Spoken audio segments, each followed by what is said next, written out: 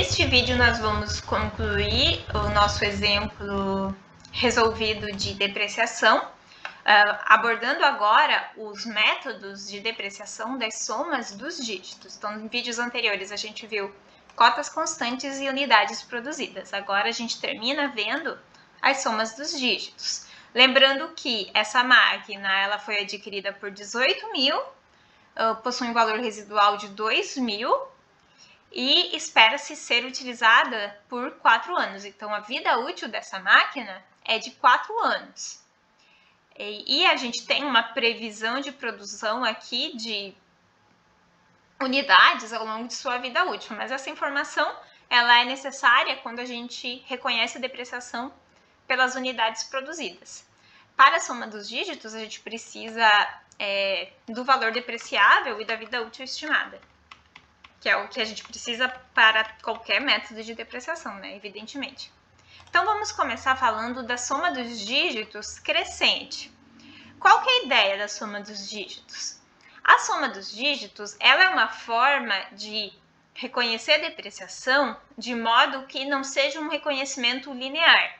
Em outras palavras, a gente vai reconhecer menos depreciação no começo e mais no final, ou mais no começo e menos no final.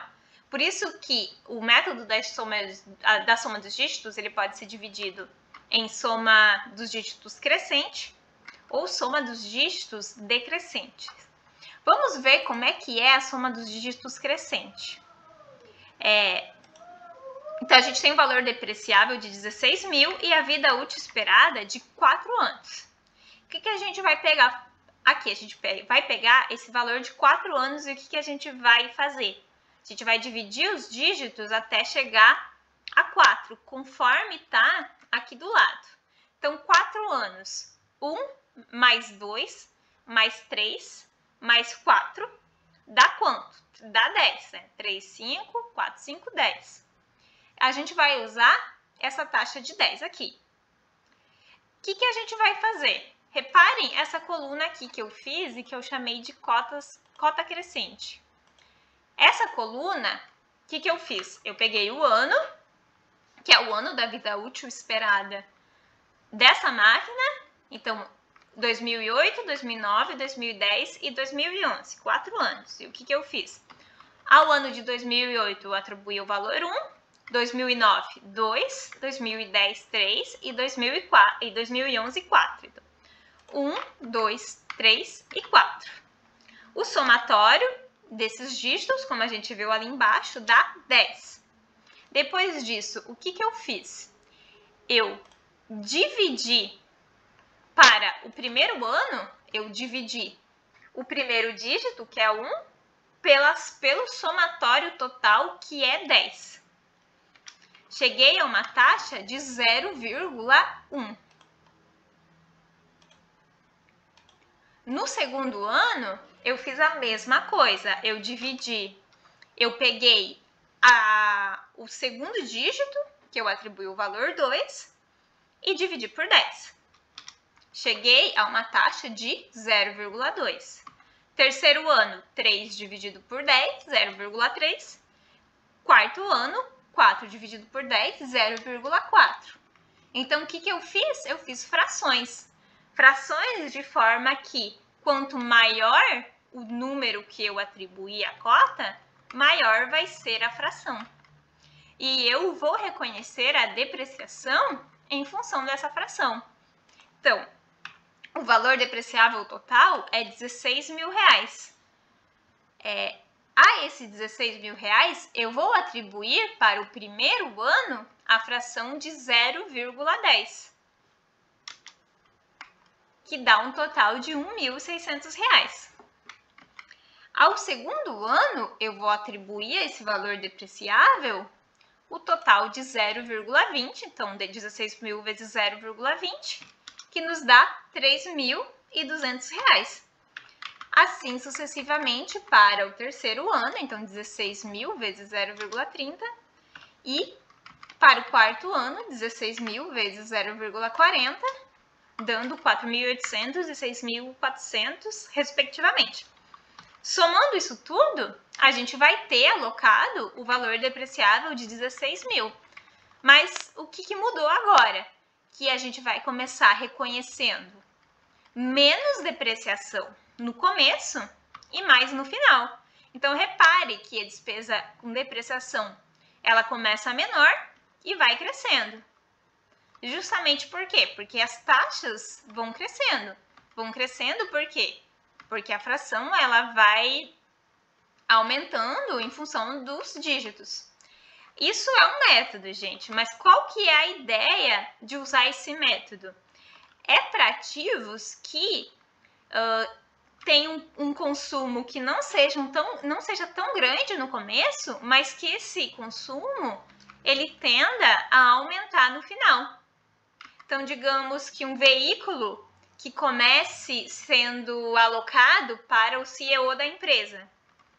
E esse CEO, digamos que use pouco esse veículo. Assim, ele tem um uso menor nos primeiros anos. Mas com o tempo, o CEO vai trocando, então vai sendo atribuído um veículo melhor para o CEO. E esse veículo vai sendo transferido para outros setores, para um atendimento ou algo assim. Então, esse veículo passa a funcionar em um setor que use mais. Então, o veículo ele começou em um setor que consome menos dele, conserva um pouco mais ele, e com o tempo ele vai sendo transferido na entidade para um setor que começa a consumi-lo mais. Nesse caso, a depreciação ela pode representar aqui a forma como o veículo é consumido, ou seja, taxas menores nos primeiros anos e taxas maiores no final, quando o veículo passa a ser mais consumido. Então, a ideia do método das somas dos dígitos crescente é essa. A soma dos dígitos crescente, ele tem a mesma metodologia, mas o que é que muda? Na soma dos dígitos crescente, a cota crescente, nesse caso, ela foi de 1 a 4, né? 1, 2, 3, 4, sendo 4 porque é o número de vida útil que a máquina tem. No método da soma dos dígitos decrescente, então a cota é decrescente e não crescente. Então, ela vai começar do 4 e vai para o 1. Então, 4, 3, 2, 1. O somatório segue sendo 10. A alocação é a mesma, só que a fração agora, para o primeiro ano, vai ser 4 dividido por 10, 0,4. 3 dividido por 10, 0,3, 0,2 e 0,1, respectivamente. As mesmas frações, porém invertidas. Ou seja, na soma dos dígitos decrescente, a relação ela é inversa. A depreciação ela começa maior nos primeiros anos e vai diminuindo nos últimos anos. Para o primeiro ano, o valor de 16 mil reais será atribuído a ele a fração de 0,40, 40%, que resulta 6.400, que era a depreciação do último ano, quando a gente usa a soma dos dígitos crescente. Então, no segundo ano, a gente vai ter uma depreciação alocada de 4.800, que a gente usaria pelo método crescente no terceiro ano. E assim sucessivamente para os anos 3 e 4. Então, o terceiro ano a gente aloca a fração de 0,2, resultando em 3.200. E no quarto ano, a fração de 0,10, resultando em 1.600. Então, aqui a depreciação ela começa maior nos primeiros anos do ativo e termina menor. A depreciação vai reduzindo. O método da soma dos dígitos decrescente, ele é um método bem interessante. Por quê? Porque vamos pensar novamente num veículo. Quem tem veículo sabe que o veículo, na medida em que o tempo passa, o veículo vai ficando velho e a gente vai tendo que ter mais gastos de manutenção. Então, quando a gente compra o veículo novo, a gente não precisa levar muito para manutenção, a gente não precisa fazer muita troca, porque ele ainda está novo. Mas na medida que o tempo passa e que a gente vai usando o veículo, a gente começa a precisar mais. Precisa levar mais na oficina, precisa fazer mais trocas de itens. O veículo vai exigindo mais gastos com manutenção. Então, se uma empresa ela reconhece a depreciação de um veículo pela soma dos dígitos decrescente, ela meio que leva isso em consideração. Leva em consideração o fato que nos últimos anos de vida do veículo, o consumo dele de manutenção será maior. Então, se o veículo ele tiver a depreciação reconhecida pelo método das somas dos dígitos decrescente, a gente vai reconhecer mais depreciação no começo, correto? Mas no começo, nos primeiros anos, a gente não vai precisar de tanto gasto com manutenção. Nos últimos anos do veículo, a depreciação vai ser menor. Porém, os gastos que a gente vai ter com manutenção do veículo vão ser maiores. Ou seja,